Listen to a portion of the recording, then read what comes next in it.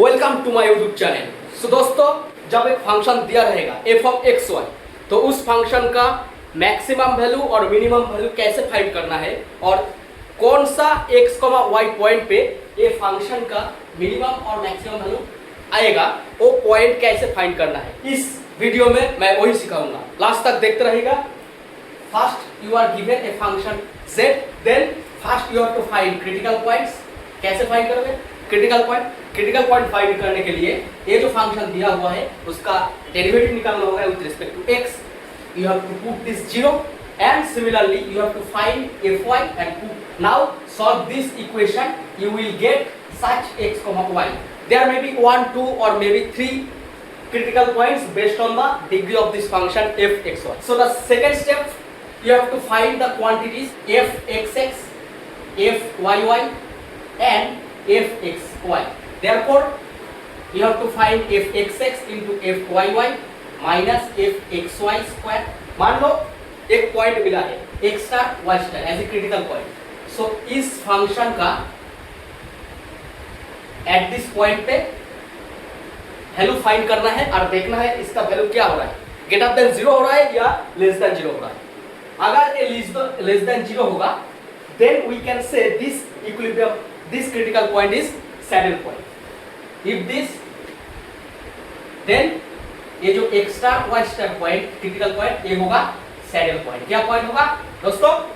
Saddle point होगा। And second में अगर ये जो value fxx into fyy minus fxy whole square अगर इस पॉइंट पे ग्रेटर देन 0 होगा, देन क्या, then this point may be point of local maxima और may be point of local minima. So if this is greater than 0, then you have to check first fxx at this point, ठीक है।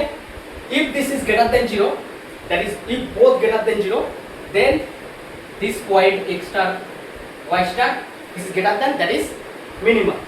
So this will be point of minima, and at this point the function value will be the minimum value of this function. Similarly, secondly you have to find fxx at this point.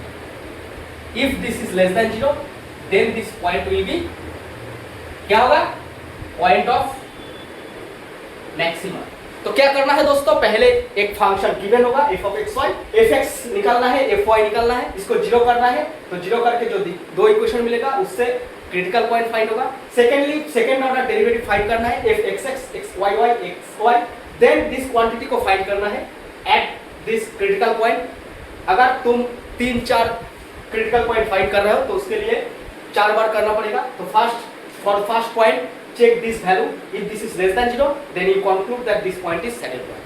If this is greater than 0, then you have to check more property. So if this is greater than 0, then you have to check fxx. If fxx is greater than 0 at this point, then we call this point is point of minimum. अगर less than 0 होगा तो point of maximum, ठीक है। less than 0 maxima, greater than 0 minimum. तो ये है फंडा। अगर फंडा अच्छे से समझ में आएगा तो ये प्रॉब्लम कुछ नहीं है, एक सिंपल प्रॉब्लम होगा। कोई भी फंक्शन दिया रहेगा जो क्या होगा fxy का फंक्शन होगा, तो इसमें से एक फंक्शन fxy होगा, मतलब fx भी फंक्शन ऑफ xy, fy भी फंक्शन ऑफ xy, इससे आ जाएगा fxx, इससे आ जाएगा fyy, और कोई भी एक को मतलब fx को y के रेस्पेक्ट में डेरिवेट करो तो xy आ जाएगा। तो तीन क्वांटिटी आ रहा है, इस वैल्यू को फाइंड करो और ऐसे भी इस वैल्यू को इस पॉइंट पे फाइंड करके ए निकाल सकते हो, और ए पहले फाइंड करो उसके बाद पॉइंट इनपुट करो, तो सेम सिमिलर बात ही होगा। इसके बाद ए चेक करना, ठीक है, यही है फंडा। तो मैं बहुत सारा एग्जांपल दिया हूँ, please go through my videos और how I solve some examples, how we find the point of maximum, point of minimum और the maximum value of this function और मैक्सिमम वैल्यू और minimum value of it. Now what will be the case if you are asked to find point of maximum और minima in a closed and bounded region। मान लीजिए ये जो reason होगा closed and bounded region, ये reason is named R। कोई भी एक फंक्शन दिया हुआ है fxy, question is find the absolute maximum और minima for this function in this region. In this case we have to understand a theorem which is called extreme value theorem, ठीक है। Now I will discuss that. तो for today, thank you very much.